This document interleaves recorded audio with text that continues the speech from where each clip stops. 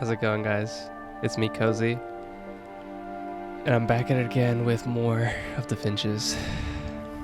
It's a new day, I'm recording a new episode, but still, I'm already melancholy. You know, I'm just like getting into the pause menu where they have the song. I don't know what it is. It just makes me so sad. I feel so bad for these people. And I mean, here's the thing. I don't know if that's the whole point of the game either, because it could just be to highlight their sad struggle, but it could also be just to, like, you know, show their family history. For me, I really relate to Edith, because one of my biggest fears, I would say, is the fear of just being alone, like in the world, having nobody there for support. Because even though I know I don't say this enough to my parents, to my family members, to my friends, they are the reason why I'm able to keep on going. Even though it's not really, like, stated explicitly, or maybe they don't know it, but because I know that I have them to turn to, and that I have them to thank for all the amazing experiences and all the positivity that I have in my life, to just have all that ripped away from me, you know, it would be devastating. I wouldn't know how to do it. And Edith, she's a couple years younger than me, and she has nobody. And what's more, she also knows that there's a curse on her family, you know, and it's gonna probably affect her and her next generation, her baby, the baby that she has. So it's very saddening. I really relate heavily to this. But anyways, let's just get into the game and let the tears flow when they get here. Growing up, I always thought of Barbara as a child star. Oh wow, look at this. I never thought about how hard it must have been for her afterwards.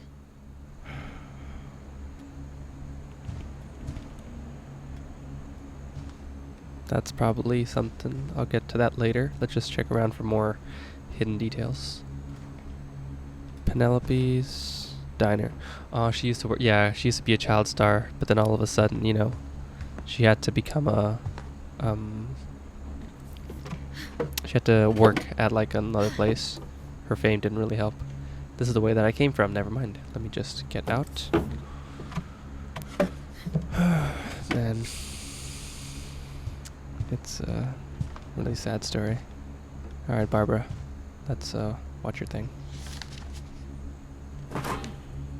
Of all the stories people wrote about Barbara's death, I'm surprised Edie saved this one.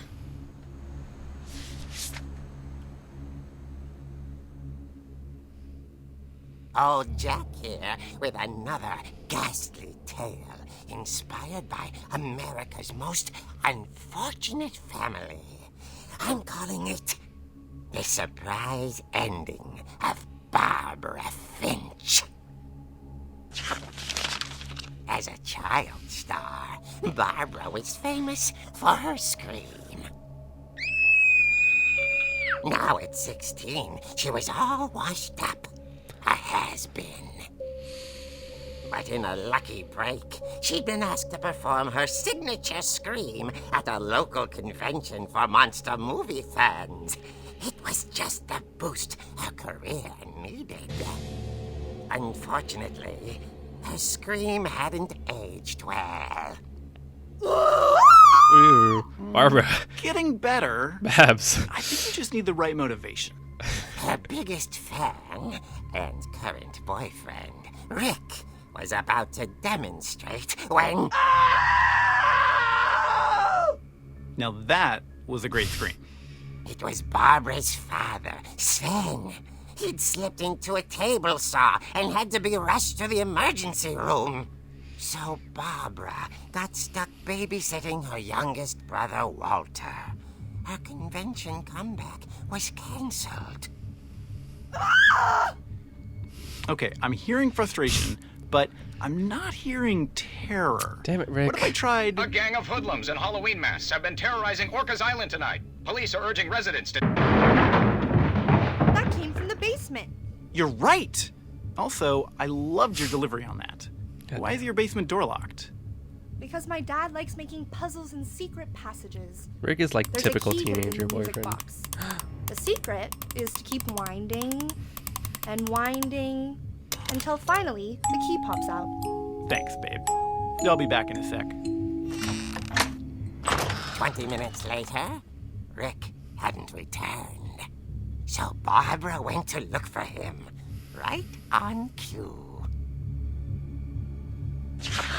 This reminds me of the Archie comics. I don't know if you guys ever Reached for the watched that or music not. box. Like I was saying, yeah, it reminds me of the Archie comics where they had like this old art style. What else? And as It's also she got like found the key, she listened for Rick, but the house was silent. it's got like the typical teenager like rushes into trouble because they're dumb. You know, it's a cliche, but you know it's fun. And Barbara Finch, the horror actress, of course. She found Rick's crutch and imagined the worst. Rick. Swing. A couple of practice swings. There we go. No. The gang's leader is the infamous Hookman killer, Dr. Carl Hamill, who impaled and then ate his family 10 years ago tonight. Dang. Also, who is this? Who are you? And me. Oh, okay. I think that's supposed to be Calvin. That's probably Molly. Oh, I'm sorry. I didn't mean to disrespect you guys. I'm going the right way, right? No, it doesn't seem like it. Oh, that way. The old fridge rattled and grew still. Oh dear. Oh! You definitely deserve that, man. You deserve Barb, that. relax. I was just trying to scare you to help you find your I screen. was just trying to I'm scare not you. scared, Rick. I'm furious. Then act furious. All I'm getting from you now is that you're hurt and confused and She threw him out, but she kept a little something to remember him by. Barb, have you seen my other crutch? And she was still That's cold. holding it when she fell asleep watching the late picture show. Hours later, Barbara! Walter, what's going on up there? Ah! Okay, I'm coming up, but if this is a trick, you're dead, Walter.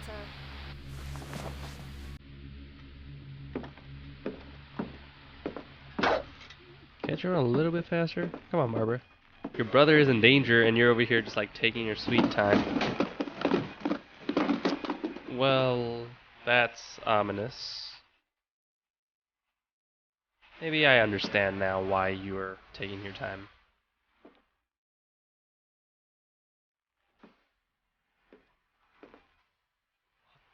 Walter. Walter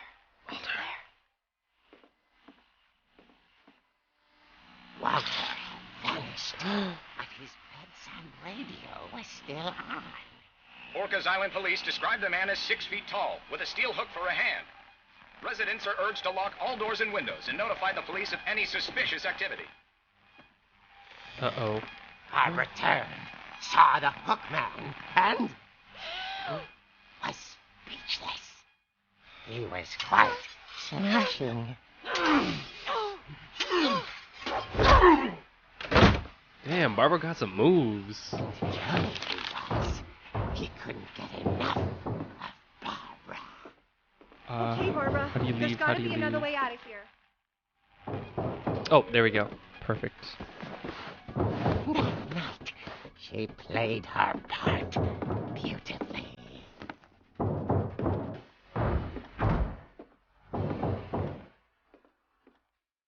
No, not that way. Oh, this way, obviously. Molly's door hadn't been opened in years. The hinges groaned. This guy doesn't see her.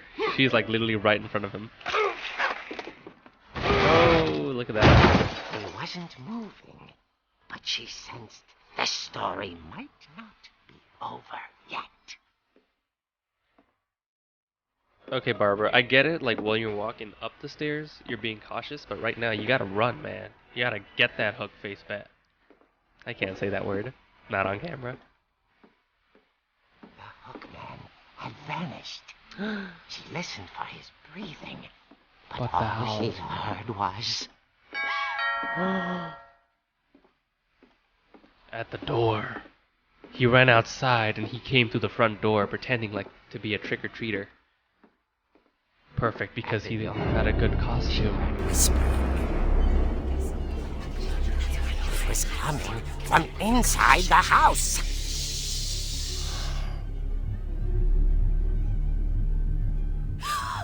Oh dear. The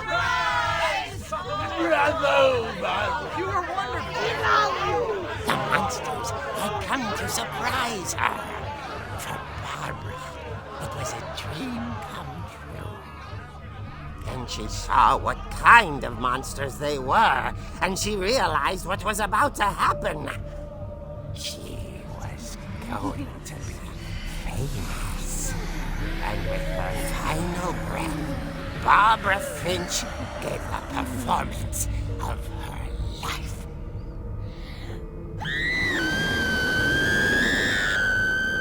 I wasn't there myself, but I hear Barbara was magnificent.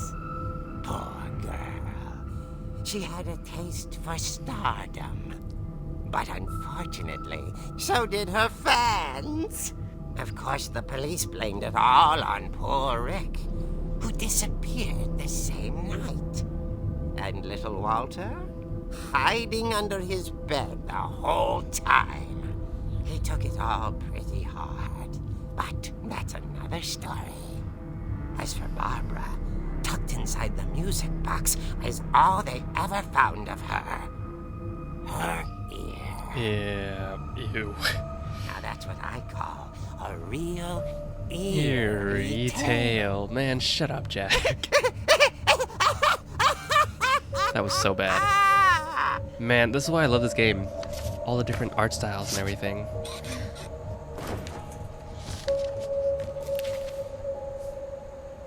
Edie told me all Barbara wanted was to be remembered, as absurd as that comic was. Maybe what Edie saw was a happy ending. Dang, that's one way to look at it, I guess. Honestly, though, this is an amazing story. That's one of my favorites.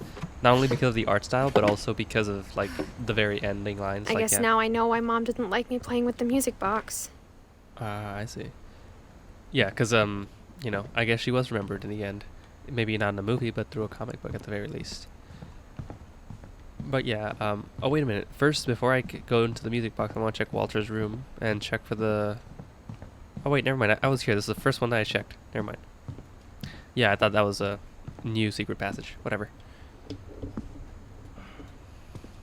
Honestly, though, it was really like it was really well done because, as you know, if you notice, like older Barbara doesn't scream until the very ending when she's actually gonna get like eaten by the monsters. Every other time when she's got like a chance to scream or like the opportunity is perfect, she says gasp for the first one, and for the second one she says oh dear. And so they, you know, it's really good storytelling. I don't know. I'm gushing. It's okay. We're gonna keep moving on.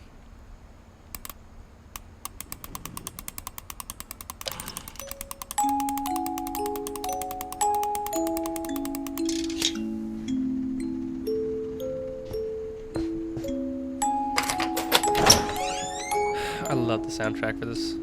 Pretty much every single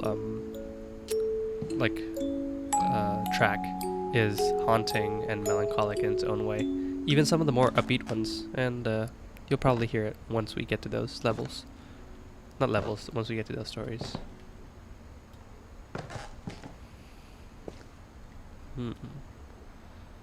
Has anyone been in the basement ever since? Mom said the basement was off limits, unless I wanted another tetanus shot. That makes sense, yeah. These things are probably rusty and not really good for you. I saw Edie sneak down to the basement once, carrying packages. Intéressant. I thought maybe she was hiding presents.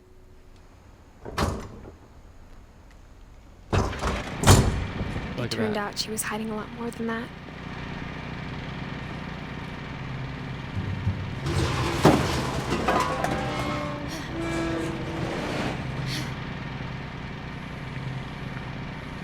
I remember asking Mom once about where Walter had gone. She said after Barbara died, he got as far away as he could. Dang, he's got like a straight up bunker in here. Pea soup, very good. Alvino's cereal, my favorite. And tasty beans, nice. Tasty beans, of course. If there's a pattern in all these stories, Propine, that boy ain't right.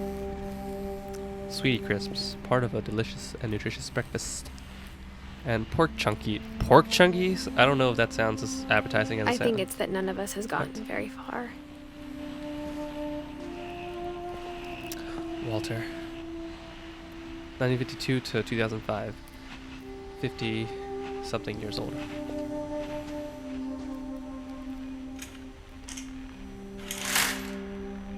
Look at this. I could never do this. The man's over here, like, living underground with just this for a view, I guess. Like, literally, that is such a sad life. It's like, I already feel claustrophobic enough, and having just like a painting of the outside world would just make me feel really, like, it would make me miss it. Then again, though, I wasn't there. Like, I didn't watch my sister get killed. That's what I assume Walter did. Goodbye, everyone. I can't believe I've been down here for 30 years. On that first day, after the shaking started, what the heck is going I on? didn't think I'd survive a week.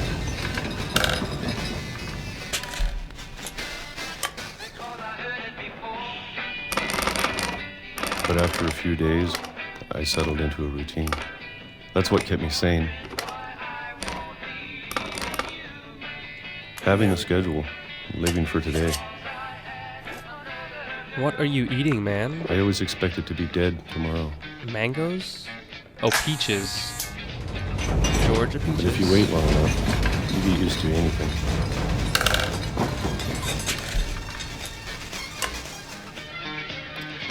So, Walter, when was it that you actually left? Even a monster I don't even know. on the other side of the door starts to feel normal.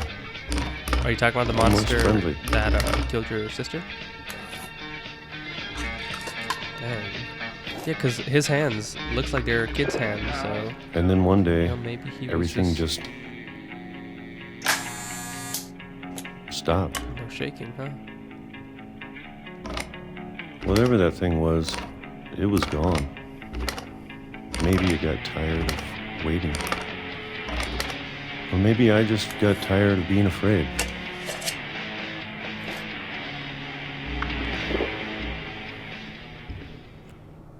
It's been a week now, the longest in 30 years. I'm done peaches. waiting. I have to leave while I still can. Which way do we go? This way? No, not that way.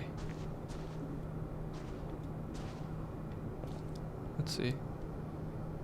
Wait, I don't... that's not the way I'm supposed to go? Walter! I'm confused. Oh, duh, it's down here. Sorry, I'm blind. Let's go, Walter. Back to freedom.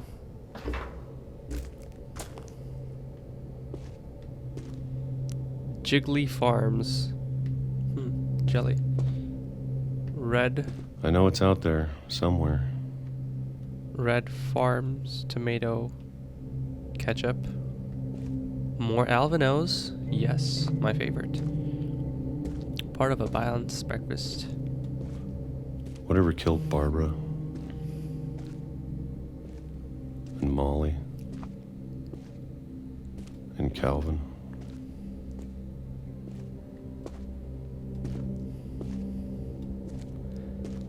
wait a minute. Molly, Calvin. That's right, they were all your brothers. Brothers and sisters. I just realized. Yeah, because this generation had the most people. They were, wow. That must have been so traumatizing. Maybe this is all a mistake. But I need to stop living the same day, even if it kills me. I like that.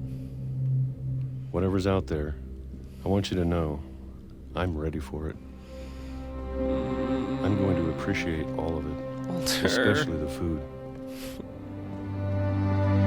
I don't mind if I only have a year left, or a month, or a single week. I'd be happy with one more day. I can already imagine the sun on my face.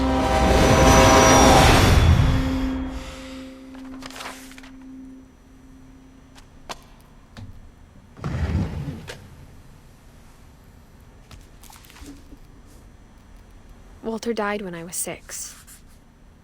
I can't believe my mom never told me he was down here. Damn it. That was I'm a tough sure my one. mom was trying to protect me. Because, you know, he finally faced his fears. He was ready to take on the world. And then it was just taken from him. In a sense, he did accomplish what he set out to.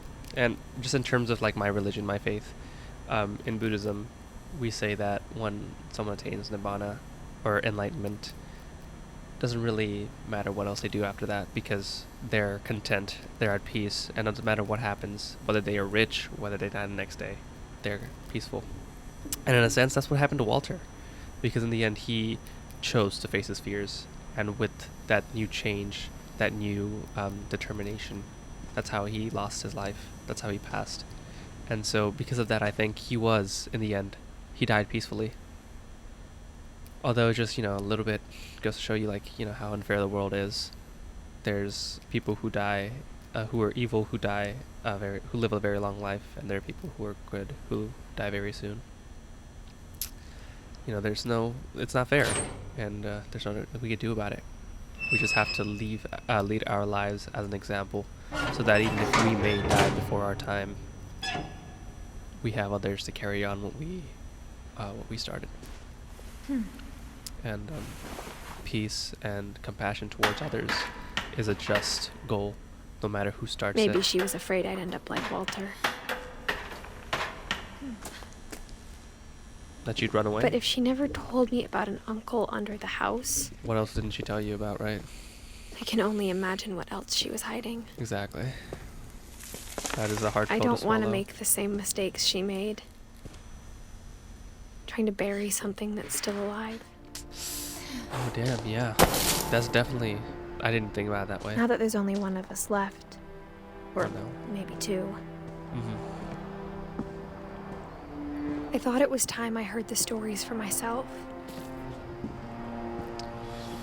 And found out what happened to everyone else. But now I'm worried the stories themselves might be the problem.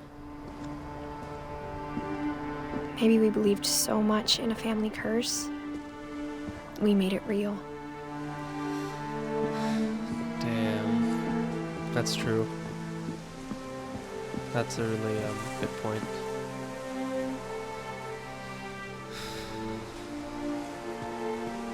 I'm starting to see that, you know?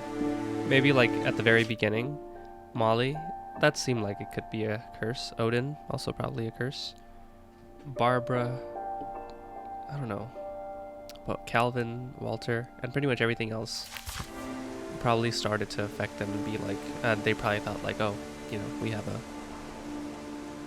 have a curse, and so for that their whole mindset changed, their perspective on life changed. And obviously when you go through life just not knowing that you're gonna die, but knowing that you're gonna die soon, obviously it makes people do weird things, because as you know, like, they're just like wild animals. We will fight to the death to prevent death, right? Ironic, right? we will do anything to stave off the inevitable just for one extra second. And in the end, we don't have, like, we don't, that way, if we keep fighting at the end, you know, we don't die peacefully. We die with all these regrets in our heads. We die thinking, I wish I had done this, I wish I had lived my life better. That's why, like, it's all about your perspective, in my opinion. I won't say that if I die tomorrow, I'm gonna be completely okay with that. I won't be.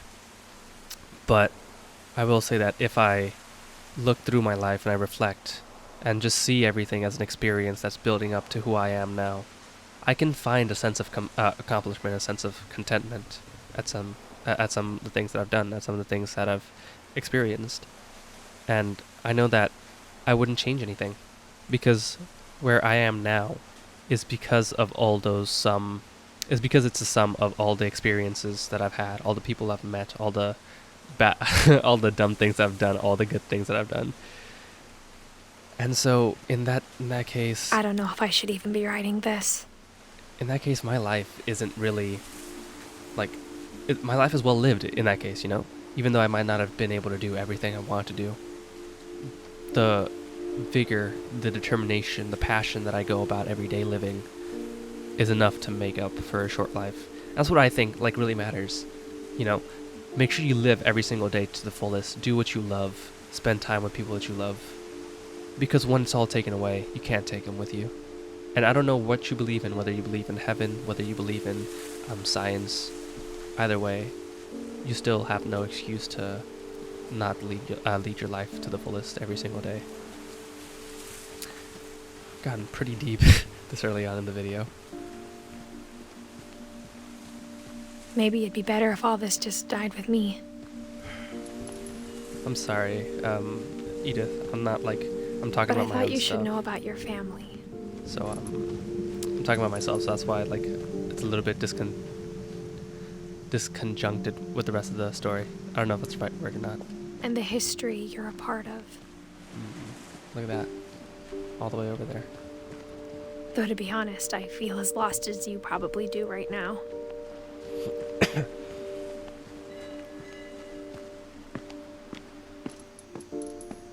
I think the people in these stories believed them, for what that's worth. Is there anything in here to check? Sorry, Edith, I'm gonna distract you again. Or I'm gonna interrupt you again, I mean. There seems to be something here.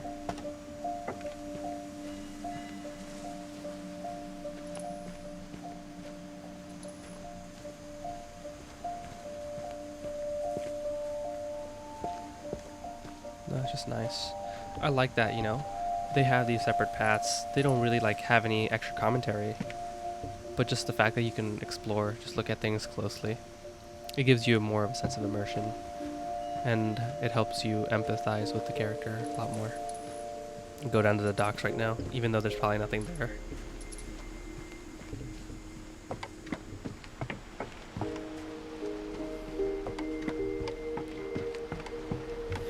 Just look at this.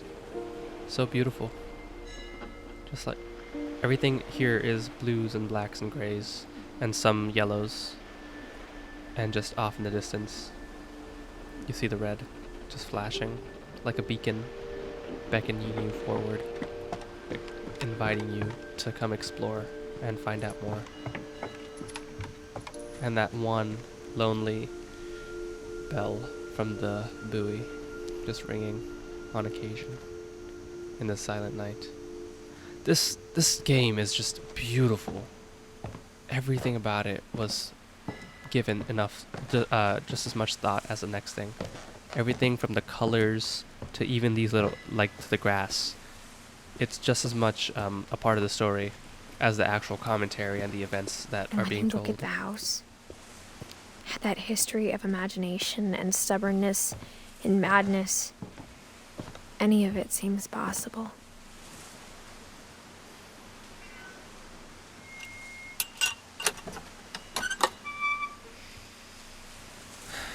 This is Calvin's swing.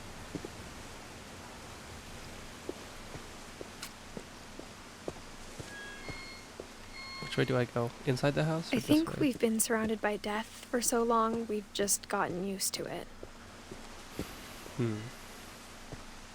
That's true. What kind of family finishes building a cemetery before starting the house? Exactly what I was saying.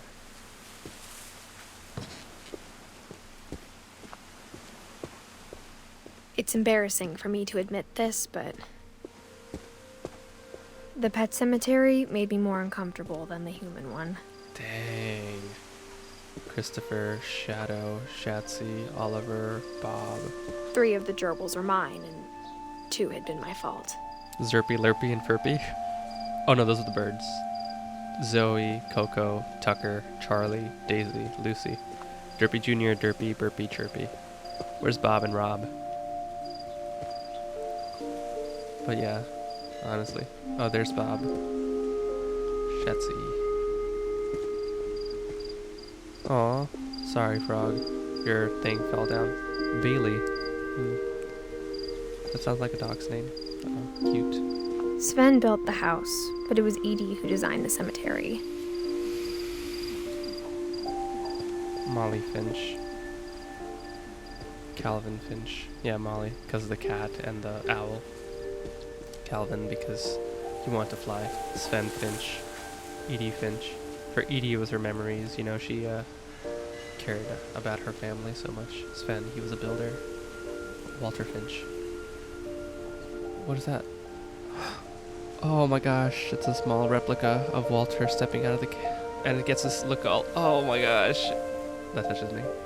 I feel like that's definitely what Walter would have wanted. He wanted to see the world after being hidden away for so long. Barbara Finch. I'm sure Odin's monument had been Edie's idea. I think so too, yeah. My mom was always trying to move on, but for Edie, the past never went away. Yeah, here's Edie, Sven, and their little baby, Molly. And there's Odin. She could see it poking out of the water at low tide.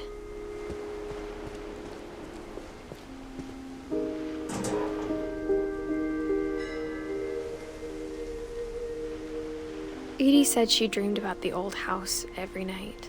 Dang.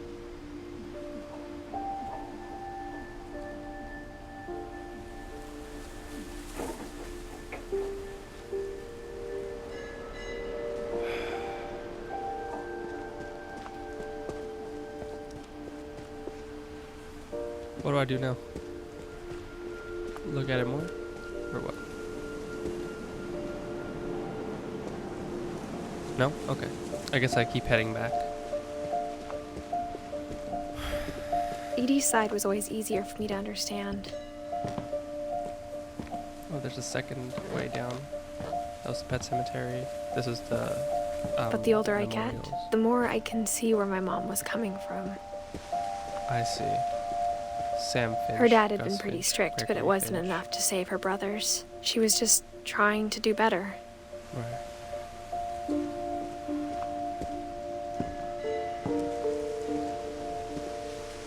Milton Finch. We'll get to that. Sanjay Kumar, that's She lost her 2 of dad. her brothers, just like I did. Louis I get why Finch, she the tried so hard to criminal. protect us. Oh, wait a minute. I know that Sanjay was... We never found Milton's body, so my mom insisted we were putting up a monument, not a tombstone. Oh my gosh, that's right, because I forgot that Milton went missing. They never found him. Yeah, how do we know that he's... They don't get anything special on their tombstones, though. Well, I mean...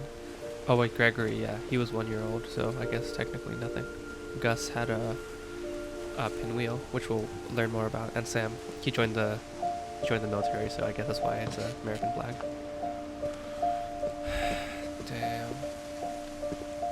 Damn. There's so many things I wish I could ask my mom now. Shit, there's so many things I wish Part I of could me ask you. thinks this is what she wanted all along. For me to come back someday. I'm sorry I'm cursing. And find everything out for myself. This game, like, hurts me a lot. Man, there's so many things I wish I could ask you, Edith. The life that you led. Man, I can't. can't fathom it. I don't want to fathom it. This is the big tree. This is where Molly caught the mama bird, But looking back on it now, I think.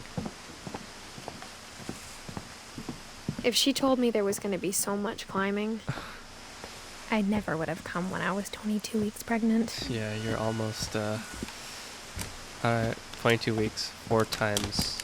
Oh, uh-oh. Nope. No, don't you dare. Okay, good. 22 weeks, divided by 4. It's about 5.5 months. And it's, well, so you have, I think 4 more months to go? I think. I'm not sure. Don't quote me on that. Where's the ladder? Is there a ladder here? No. It's very dark. I can't see. Oh, there's a ladder. Duh. Try the side I never that met has Grandpa the... Sam, but I think he and my mom had a lot in common. propane. This is his room? Or what?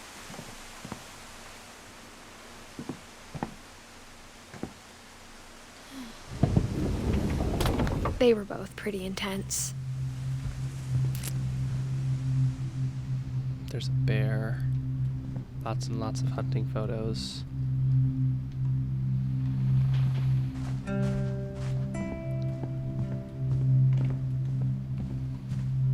Okay, that's his first wife. Or maybe his only wife, I don't know. Oh no, it was the first wife, because Edith said that she left the pink in the bathroom. Whoa, look at all these medals. He was a hero, but in the end, Sam spent his what did it life amount shooting to? photos, but Mom said he got nervous being in front of the camera. I guess we're all afraid of something. Let's see, so that's Sam. That's probably Gus. That's Edith's mom, Grace. And that's probably baby Gregory.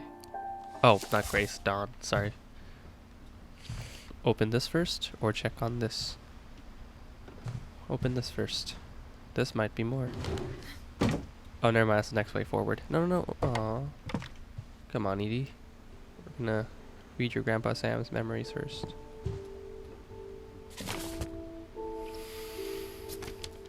Oops. Why'd you put it down? Oh, that's his wedding ring.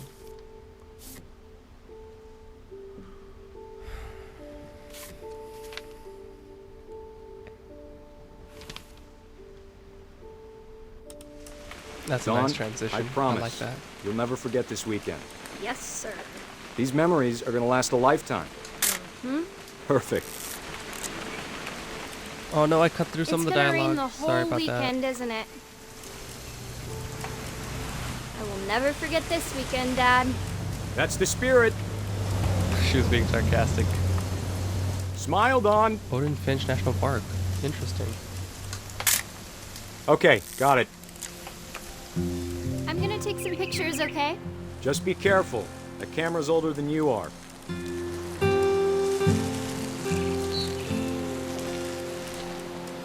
Definitely should not have drunk all that coffee. Hey! That's a keeper. Camping. Peeing in the wood. Oh I'm wait, just I wanted to saying, get a bird. I'm not always gonna be bird here, photo. Dawn. You'll need to remember this stuff if you want to survive. I'll be fine. Dad! Good eyes, Dawn. I keep on skipping the story. I'm sorry. I didn't mean to do that. Before you take the shot, let me get a picture of you. Oh no. I don't like hunting. I don't think any animal deserves to be killed and eaten for food. But then again, I'm also a meat eater, so I'm a hypocrite. Sorry.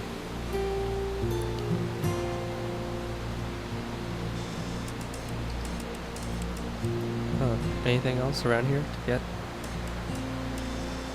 Dad, I... Just breathe. Turn off your imagination.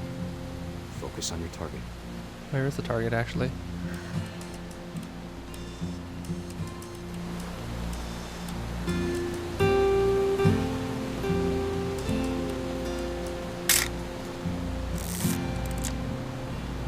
me get behind you. Do I have to do this? Dawn, you don't have to do anything. But if you want to survive, you'll need to be strong.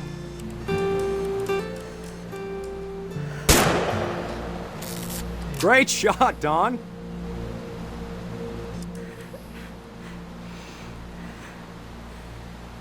Man, this guy right here, he's taking a freaking selfie. I'm proud of you, Dawn. Always remember that, okay? Yeah, intense father for sure. Oh, okay, that's what I was like wondering. Why is it not moving? Sorry, Dawn. Just gotta reset the timer. Oh, okay. Sorry, I took too long.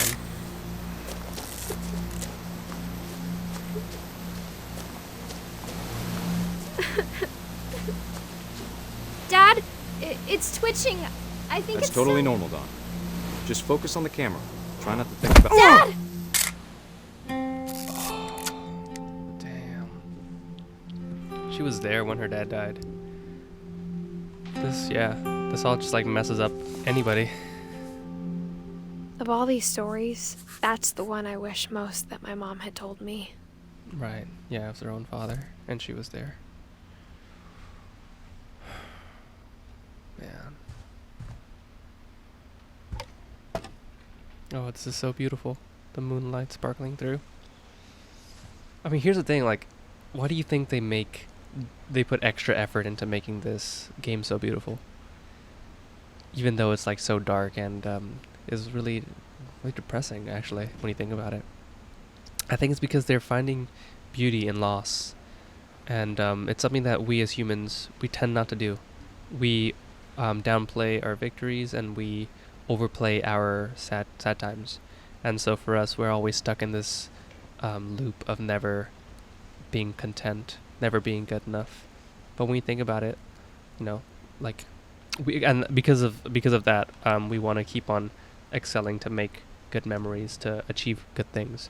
But when you think about it, like, loss is a really big, impactful part of our life, and we shouldn't go looking for loss, obviously, but we gotta appreciate it instead of just saying, I lost, and then moving on. You gotta take the time to really work through it. You really do, and that's sort of what happens. Because for the most part, I think, like, no one here has really taken the time to appreciate loss, or to, you know, like, to work through it. And so because of that, they're all in this headspace of just like, the curse is gonna get me, it's gonna get you. And Dawn's father was just telling her, you know, you gotta survive. Like, he wants her to survive the curse because he knows that everybody else who has died. You know, it's a tough thing. After Sam died, my mom and Edie got really close. They'd both lost a lot. Yeah. She lost a father, Edie lost a son. Oh, man. We're on one of the more unfathomable ones, I guess. I mean, you know, like, obviously you lose a lot, even if it's a baby, obviously you lose a lot, but when you think about it, how do you commemorate someone who didn't really have a chance to do anything? You still feel the loss, but you don't feel like, you don't get to appreciate their life. But obviously in this one, it speaks on that, so I'll let you guys watch. Dear Kay, do you remember the way Gregory used to laugh when he thought he was alone? Like something funny was happening, but only he could see it. I think he saw things the rest of us don't.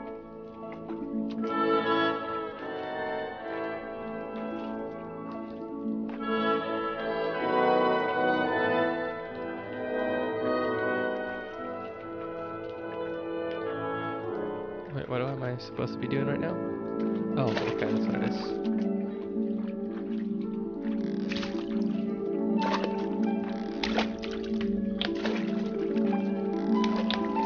Watching's over, Gregory. It's time to...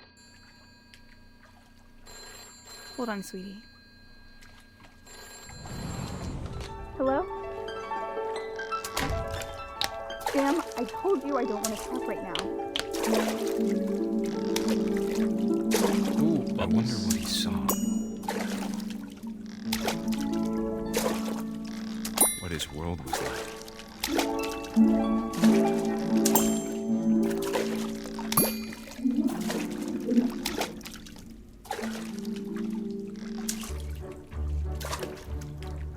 He reminded me so much of Calvin. Lost in his imagination.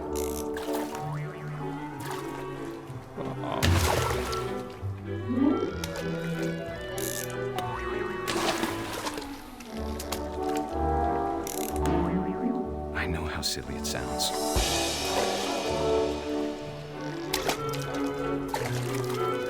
That I worried about a baby being too happy.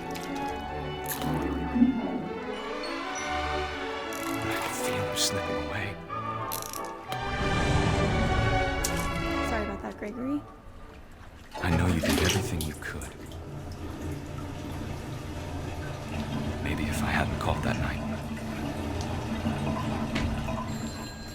Damn it. Hold on, I don't want Gregory to hear this. I wish he could have told us about the world he saw.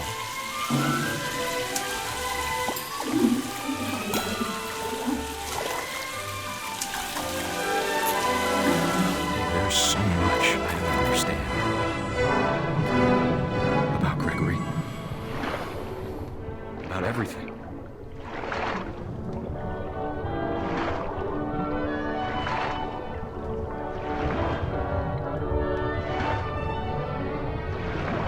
But I know what happened wasn't your fault.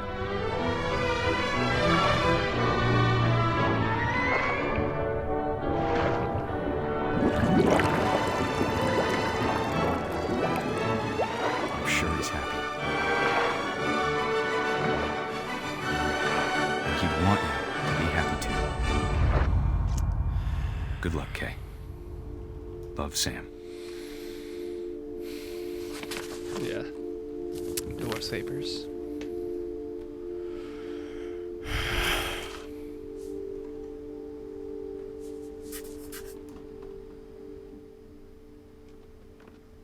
Nothing to say? No. She didn't have anything to say to that one. I mean, that's exactly what I was thinking of. Right now, if you notice, you always hear about the eulogy, people are telling about these people's lives and how much they meant to other people. But then when it comes to like a baby, they didn't get to experience any of that. But I think the way that Sam outlined it was a really good way of outlining it, You can appreciate even children for the joy that they bring into your life. Sure, you can't talk about typical things like, oh, he helped this charity organization. And in the end, that doesn't even matter. Because, because he made, instead of like giving or like something physical, he did something even better, Gregory. He filled his parents' life with happiness for the short time that he was here on Earth. And yeah, I'm just thinking about all the people that I've lost, and it's been sort of eye-opening. This game has been sort of eye-opening because it explains all of that in a different perspective than what I've normally thought about, and what I think most people normally think about. This is a very insightful game. It really does help with loss. I can't imagine my mom ever writing poetry, and yet...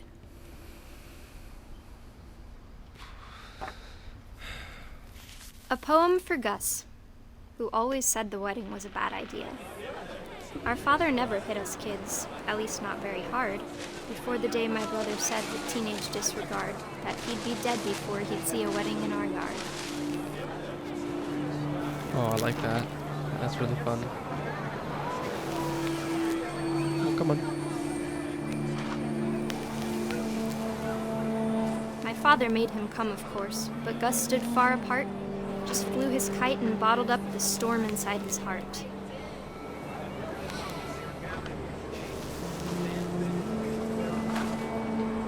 I tried to talk him out of it, but though he'd never met her, we don't need a stepmom, were the words that I now pronounce you husband and wife.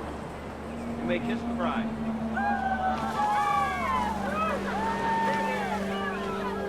When the time for photos came, Dad ordered him to come here.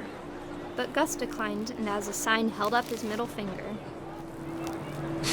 It's funny. Okay, I know I shouldn't be laughing, but it's funny. The wind picked up and panicked geese appeared and quickly went. Where? But all the humans did that day was go inside the tent.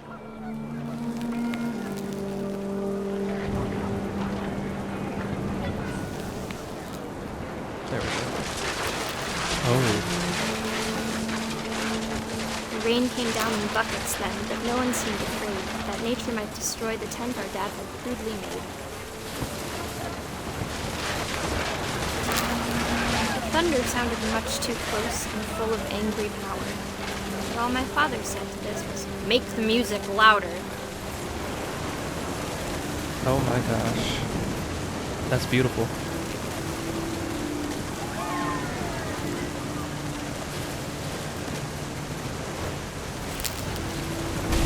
Oh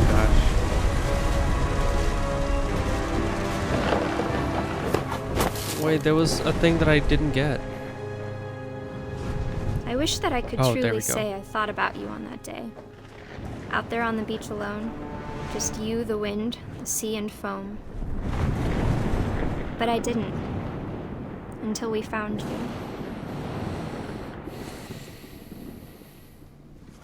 Dang.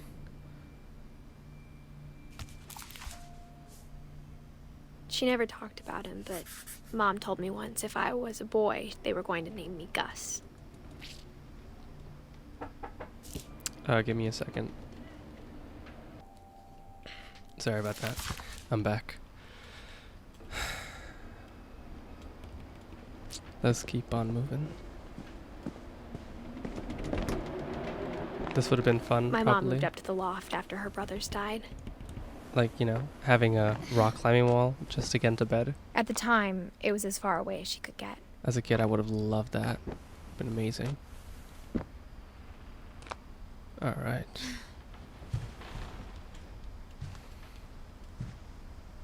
Religion was another thing my mom never talked about, but I think it helped her a lot after her dad died. Hmm.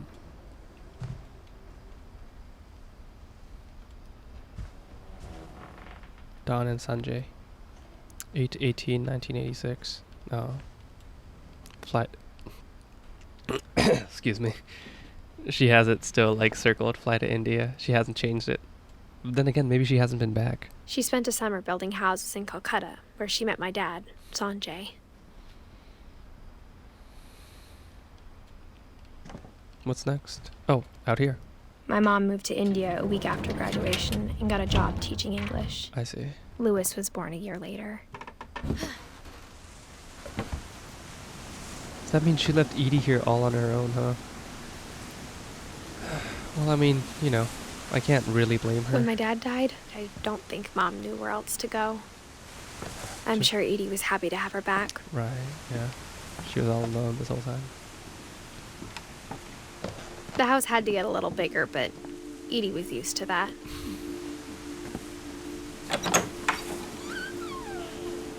And for a while, things were good. Almost normal. She used to teach you guys. That's really sweet. But it didn't last. The beginning of the Careful. end was Milton's 10th birthday, when Edie gave him a castle. That's amazing. After Milton disappeared, the only thing he left behind was a room full of paintings.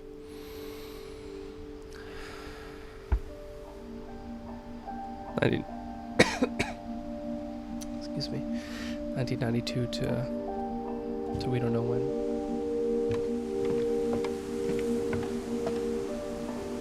Anything back here?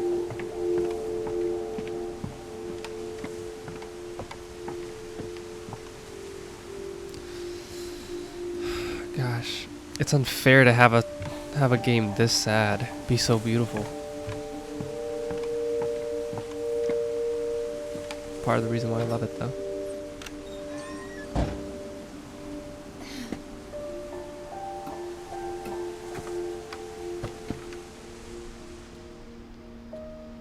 He was a great artist. I think Edie was happy to finally have another painter in the family.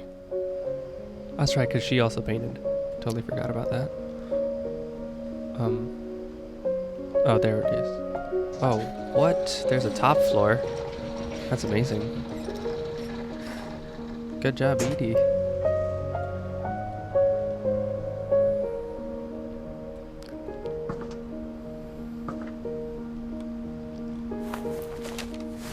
Milton Finch in The Magic Paintbrush.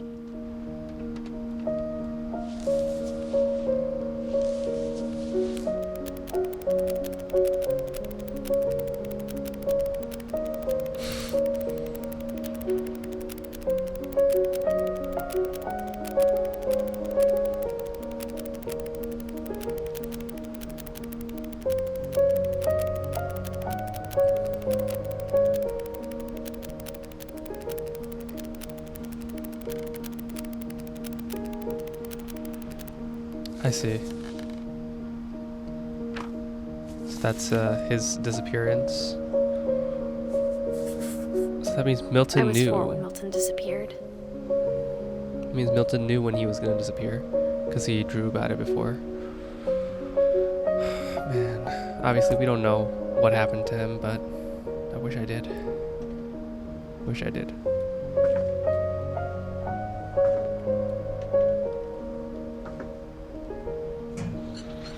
Mom spent months searching for my brother. Then she sealed the doors.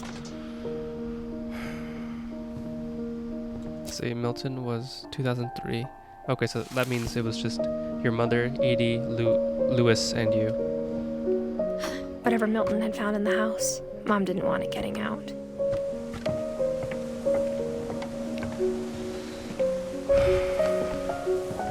Wow. You know, I didn't even notice that there was a stair all the way up here.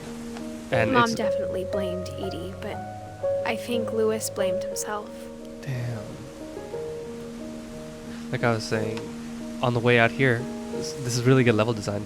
Your focus is all the way over here. You don't even notice that there's something over here.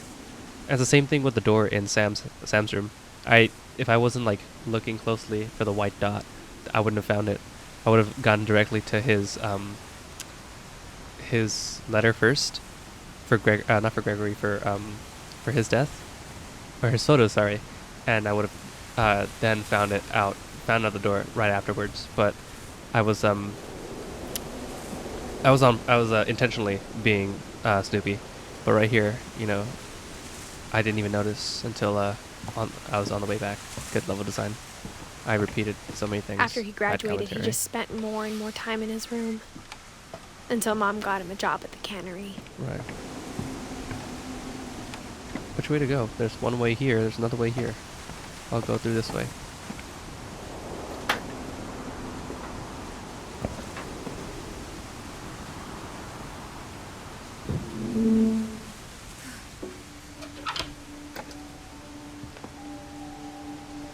Oh, dang. Lewis, my man. Lewis's room smelled very, very familiar. That part of him lived on. Yeah. Damn. That dang Kush, my dude. That dang Kush. So why is this light on after all these years? I don't want to break the immersion, but it's been like 7 years, so.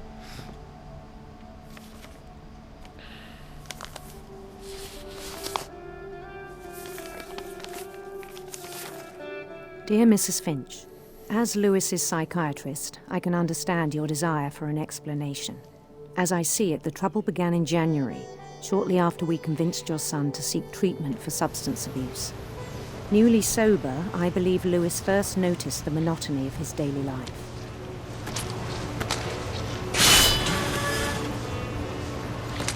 He kept working at the cannery, but he withdrew part of himself.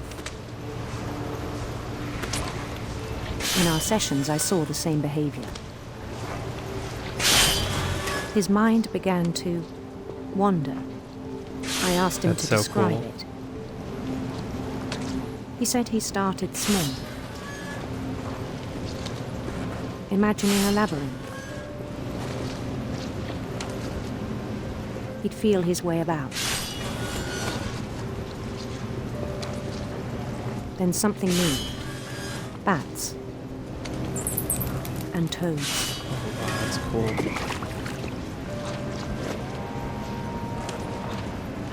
Wow. And things that have not names. He knew it was all in his head. Oh, that's interesting. But he took it very seriously. I had hoped he'd find himself.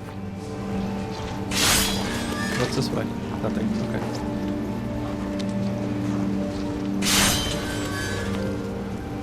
But he found something more. Nice. I worried about him then.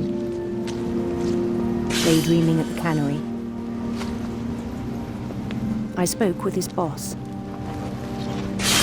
But he said Lewis had become a model employee. Methodical, tireless, focused. Like a whole new Lewis. So I let him go on.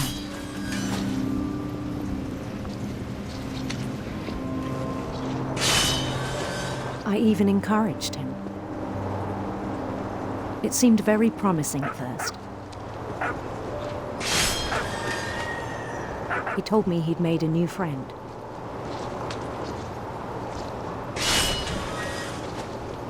On the edge of a city he named Lewis Topia.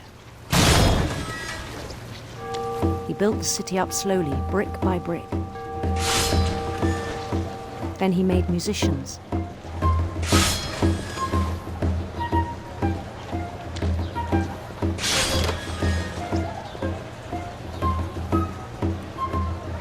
And songs for them to play.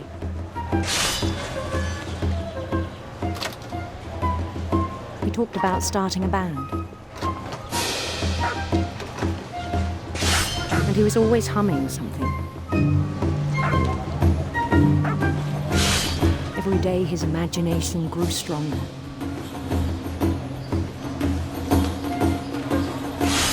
He no longer spoke at the cannery. But his chopping was as reliable as ever. Then one day it struck him that all the cheering crowds, even the stones under his feet, were all in his imagination. So he could do whatever he wished.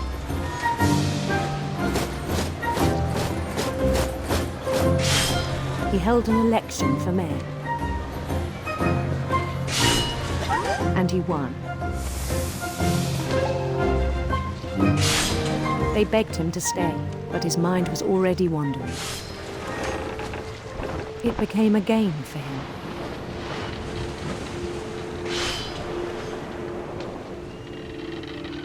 He'd conquer a city, then immediately push on.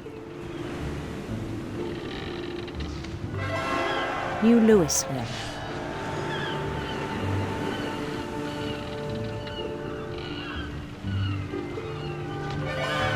St. Louis. He started drifting away from our reality.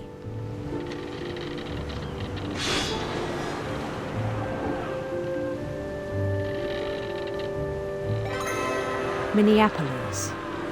Until one day he forgot to go home from the cannery. Even as his mother pleaded with him, part of Lewis kept sailing on.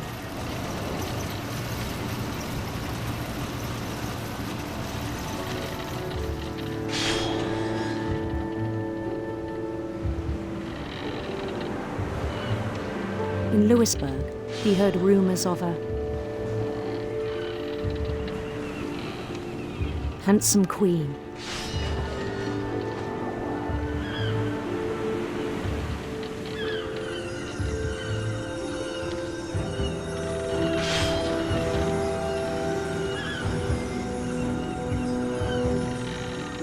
The queen was on her own quest for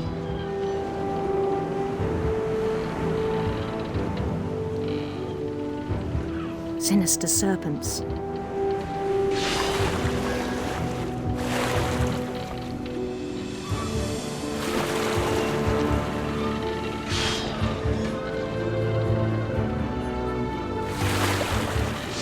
followed the sound of her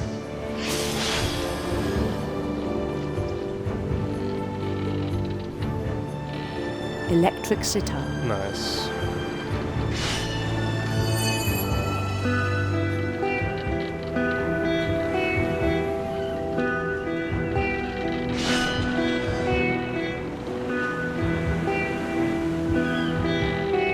His chase led him to a golden palace east of the sun and west of the moon. Even then, his logic remained sound. He knew the world was all in his imagination.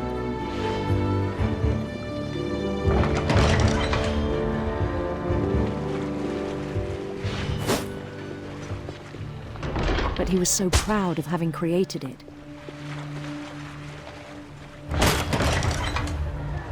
In his own eyes, he'd become something greater than a king.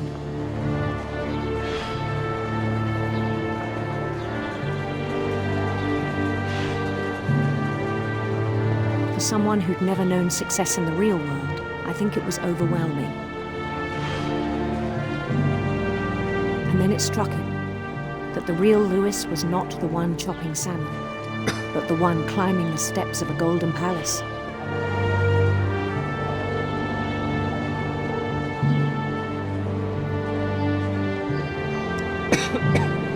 My imagination is as real as my body, he told me.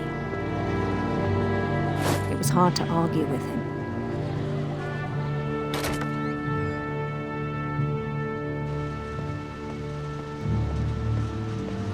Damn. Creepy. This is Lewis's, his locker. He began to forget the world we know. You know, like, for the most part, when you're playing this specific level on this story, I think it pained him to remember Lewis, the cannery worker. you see the story unfold in front of you, right? And you're controlling that. But the cannery stuff, you're still doing that simultaneously. And it just becomes second nature after a while. And I mean, this is beautiful because we were literally able to be inside Lewis's head for that. Like, it's exactly what he was experiencing. And it's really uncanny. He began to despise the man with a royal contempt. Oh, Lewis.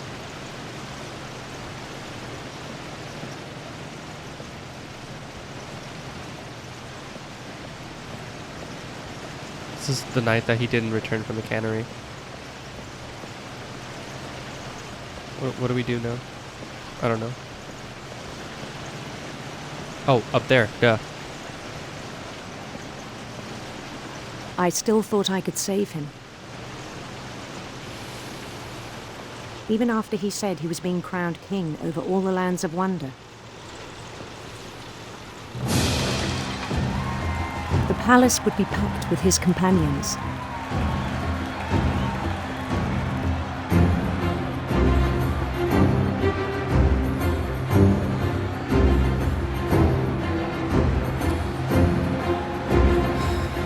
Including the wise Calico who'd insisted on inviting him.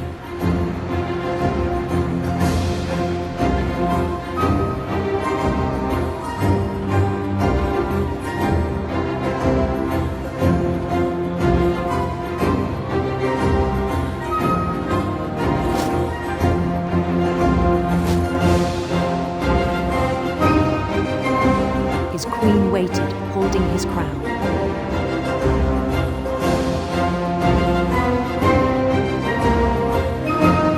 There was only one thing left to do.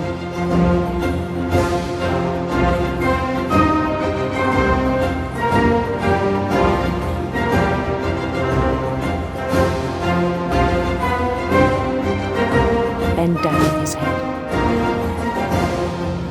Oh, Lewis.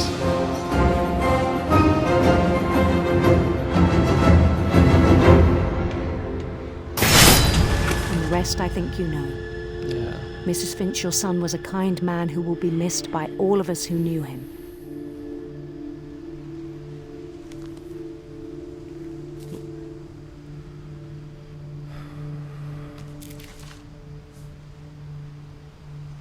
My brother was really cool.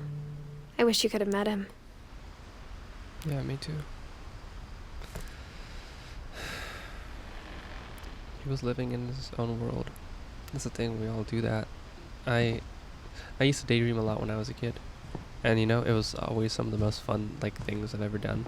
Because everything else was boring. But, obviously for Lewis, for him it was too much. On the way back from Lewis's funeral, my mom told me to start packing. She waited until the day before we left to tell Edie. I'm not sure if she wanted to make it easier or harder. Yeah.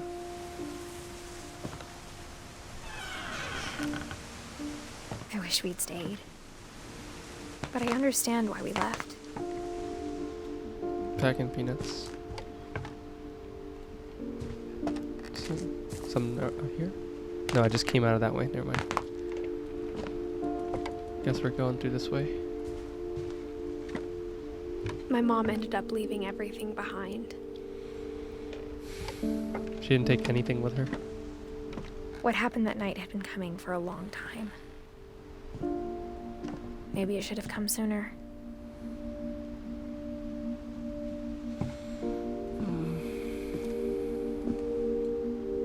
But it had to end one way or another. All that's left now is to tell you about that last night. Yeah.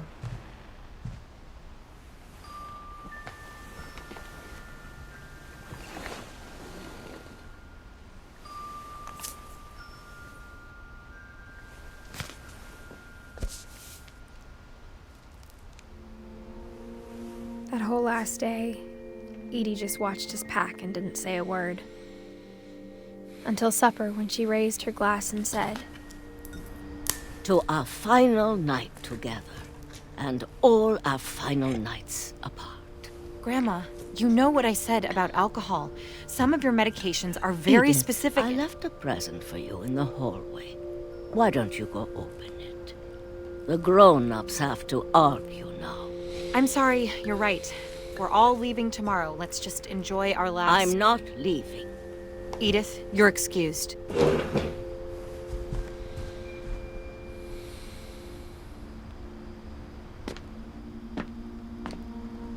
The power had been shut off that morning, but Edie always had plenty of candles.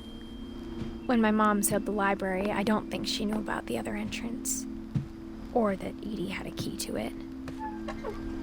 Oh, I was wondering when we could go into the library.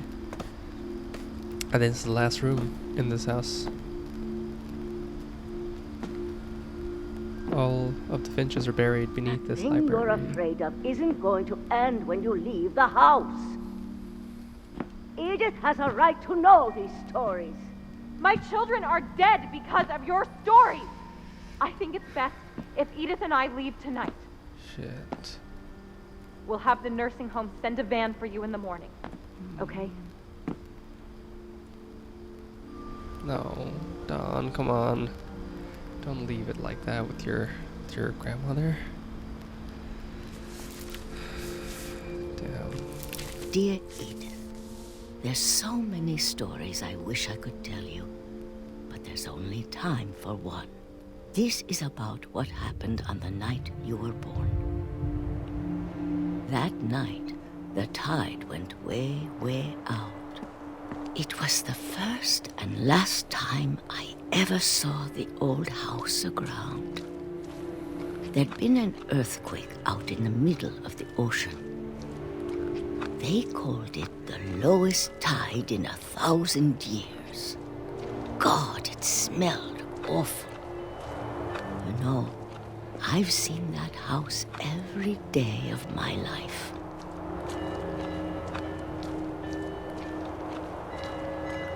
But I never thought I'd go back to it. When the fog rolled in, I lost my way.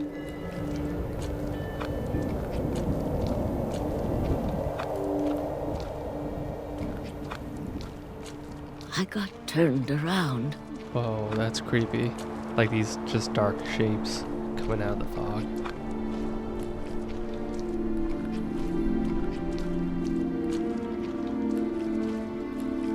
For a while, I wandered.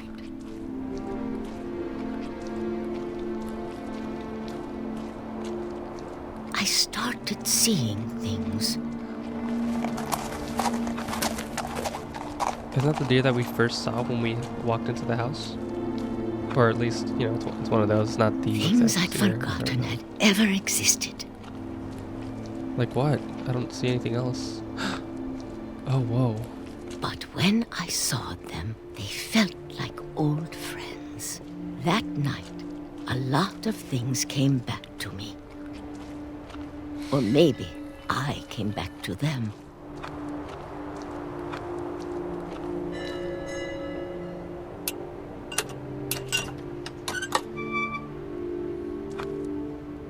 Things I can't explain, but that I need you to try and... Edith, what are you doing in here? It's mine. Edith! Mom, you're gonna No. rip it. Let go. Don, come on, man. Don't I do kicked and this. screamed, but Mom dragged me to the car. I never saw Great Grandma Edie again. Aw, Edie, no. The next morning, the van came to pick her up, but she was already gone. After that, we moved around a lot.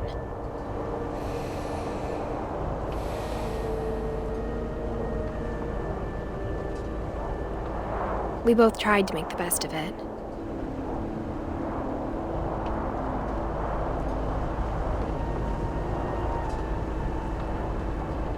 A few years went by.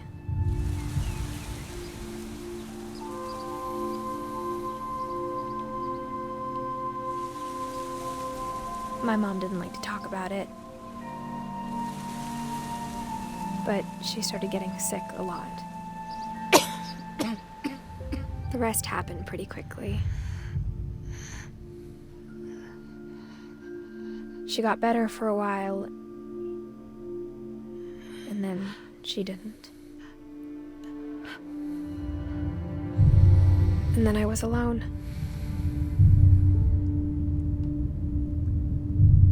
The last Finch left alive.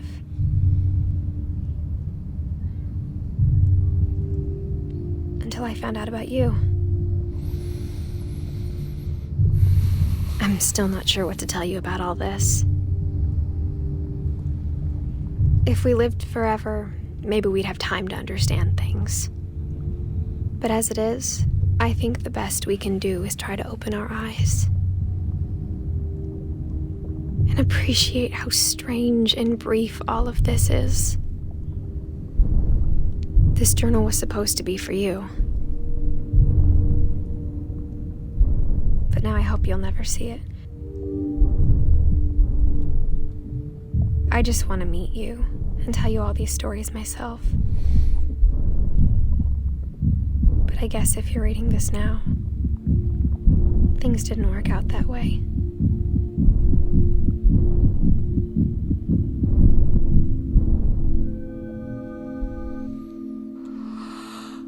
This is where your story begins. I'm sorry I won't be there to see it. It's a lot to ask, but I don't want you to be sad that I'm gone. I want you to be amazed that any of us ever had a chance to be here at all. Good luck.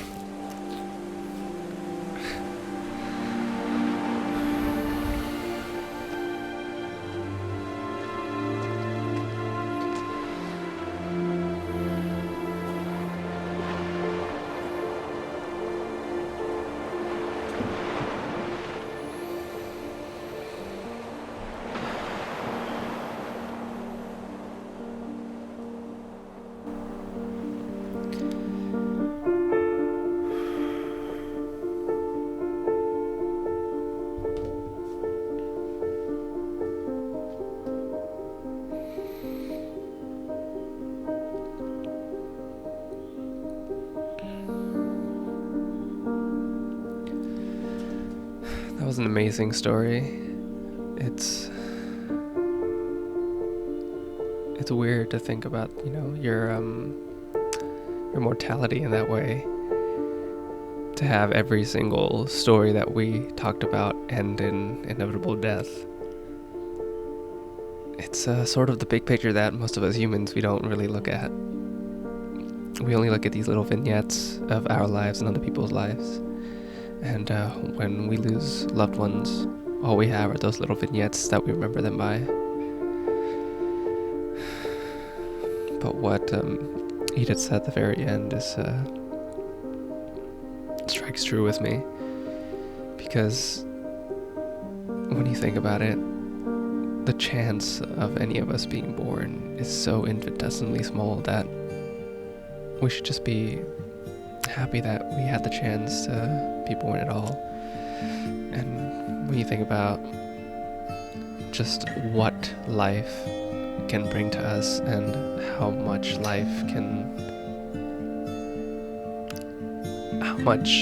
we can experience in life and how valuable it is, there's really no reason for us to be sad. And I know that people say that, we're not here today to mourn their death, we're here to celebrate their life. And we do. But why not celebrate life while we're living it also? Because in today's society of disconnection, where we are more at home facing like a Zoom call or something than we are talking to people, there's something like fundamentally wrong with that. As humans, we are social creatures and we need to be social. That's how we were hardwired. And even more than that, we need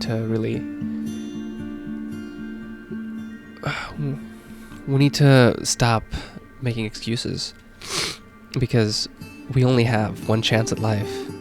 It's very rare for us to even be here, and we need to make the most of it. I think that's ultimately what the goal of this whole game is, I understand that everyone died, but we all gotta remember what we live for. Death is inevitable. It's a part of living. To live, to be born, is to die. It's what we do within that time is what really matters the most. And Edith said it beautifully. And I know that her son now is the last Finch. I don't know what's gonna happen. Is he gonna continue the Finch line, or is he gonna die with him? But that's not for me to know. Damn.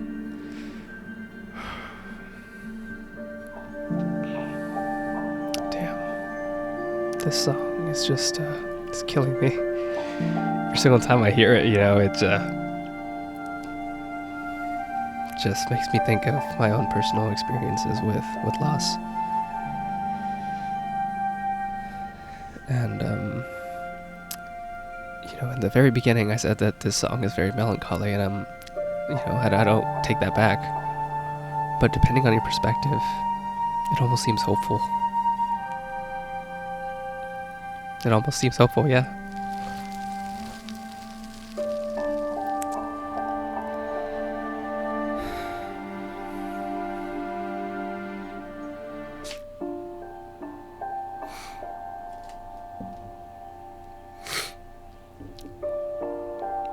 Thank you guys for watching.